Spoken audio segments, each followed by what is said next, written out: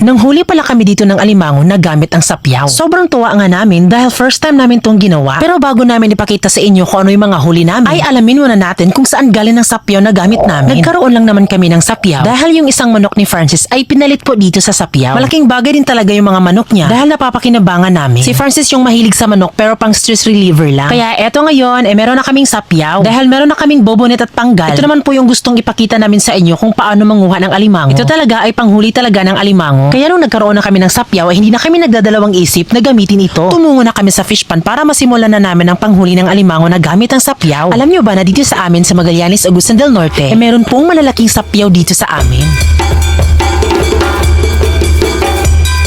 So same lang talaga siya, kaso medyo maliit lang po yung sapyaw na nasa amin. At ganito naman namin siya lagyan ng pain para hindi mas madaling maubos ng alimango. Tamban pala yung aming ipapain dahil mas madaling nalalasahan ito ng mga alimango. Ibinalot pala namin sa maliit na net ang tamban at hinigpitang itinali kasama ang maliliit na kahoy sa may gitna. At ito na ang itsura ng sapyaw pagkatapos ng malagyan ng pain.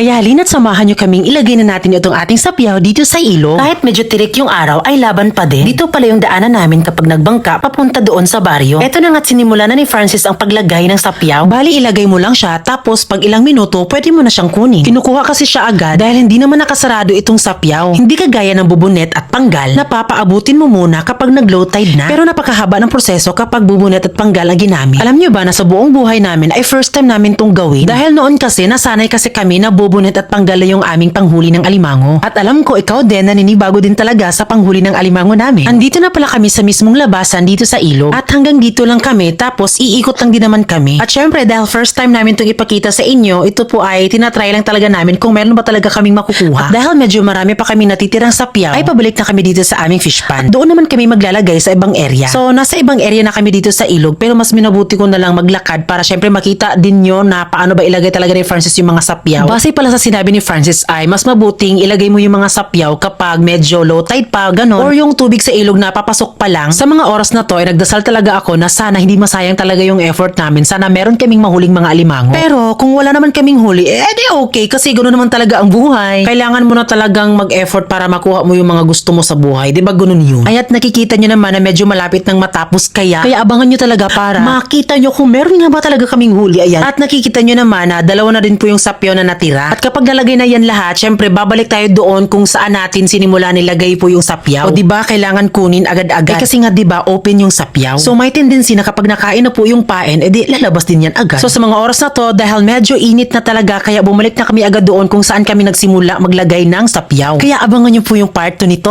Kinuha na pala namin yung aming mga sapyaw na nilagay dito sa ilog. Hindi nga namin in-expect dahil first time namin tong ginawa, pero bongga talaga yung mga nakuha namin. Pero simulan muna natin dito sa unang liba. Medyo wala talaga kaming gana dito kasi nag-expect kami na meron, pero yung mga nakuha namin ay mga banisil at mga umang. Pero sa pangtatlo nga naming liba ay talagang nagulat talaga kami dahil nakahuli na sana kami ng maliit na alimango pero nakatakas din. Ang sapyaw kasi is pa-open kasi siya at wala siyang medyo takip. Kaya kapag gustong tumakas ng alimango ay talagang makakatakas talaga. Sunod-sunod na nga pala dito na wala kaming kuha. Kasi ba naman kapag sapyaw yung gamit mo, di na siya kailangan paabutin pa ng ilang oras. At sa wakas, nakahuli na naman kami ng maliit na alimango. Good.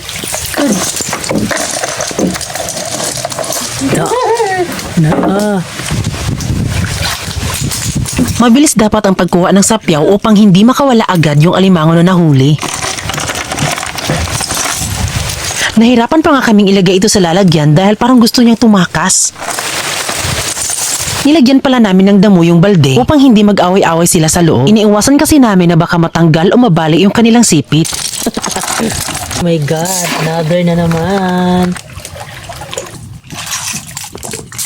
Dito talaga kami mismo nang hinayang dahil nung nakuha na, nakatakas pa siya ulit. Kasayang, B. Kasayang, uy. Yan lang din ang tanging kalaban mo na manghinayang. Kahit ganun pa man, pinagpatuloy pa rin ni Francis dahil alam naming madami pa kaming makukuha. Pero yung nakuha namin sa puntong ito ay palu-palo. Sinali na lang muna namin nilagay sa balde para syempre meron na din kaming ulam na isda. At sa wakas, nakahuli na naman kami, pero... Ano? Bakla, parang gusto akong sakta ng alimangong iyan. Buti na lang talaga hindi siya nakatalon sa bangka at kinuha agad ito ni Francis. Buti na lang talaga hindi ako nasipit. Kumbak na largo eh. Eto namat, nakahuli na naman kami ng maliit na alimango at may kasama pang tilapia. Hala, di kapiting. Uy. Ayan yung mga nakuha namin. May tilapia at kapiting. At sa wakas, eto na ang panghuli. Hala. Oh, another na naman.